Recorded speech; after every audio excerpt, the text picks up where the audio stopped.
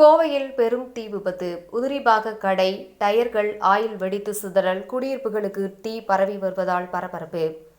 Kovai Kattur Patel road Pillaiyar கோவில் தெருவில் அமைந்துள்ள மாதேஸ்வர இயந்திர உதிரி பாகங்கள் விற்பனை கடையில் ஏற்பட்ட பயங்கர தீ விபத்தில் கடைக்குள் இருந்த ஆயில் மற்றும் பிளாஸ்டிக் உதிரி பாகங்கள் தீப்பிடித்ததால் சில நிமிடங்களிலேயே தீ மளமளவென எரிய துவங்கியது.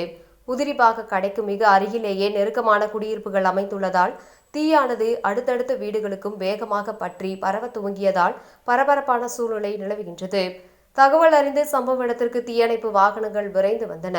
இருப்பினும் குறுகலான வீதிகள் மற்றும் கொழுந்துவிட்டு எரியும் தீயினால் தீயணைப்பு வீரர்கள் உள்ளே நுழைவதில் பெரும் சவால்கள் ஏற்பட்டன.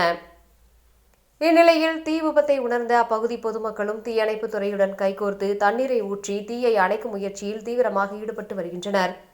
உதிரிபாக கடையில் ஏற்பட்ட இந்த விபத்திற்கு மின் கசிவு காரணமா அல்லது வேறு ஏதேனும் கவனக்குறைவா என்பது குறித்து அதிகாரிகள் ஆய்வு செய்து வருகின்றனர். தீயை முழுமையாக கட்டுக்குள் கொண்டுவர கூடுதல் 3 தீயணைப்பு வாகனங்கள் வரவழைக்கப்பட்டுள்ளன. தொடர்ந்து தீயணைப்பு படையினர் கடும் போராட்டத்திற்கு மத்தியில் தீயை அணைக்க முற்பட்டு வருவதால் கோவை காட்டூர் பகுதி முழுவதும் பெரும் பரபரப்பும் பதற்றமும் நிகழ்ந்து வருகின்றது.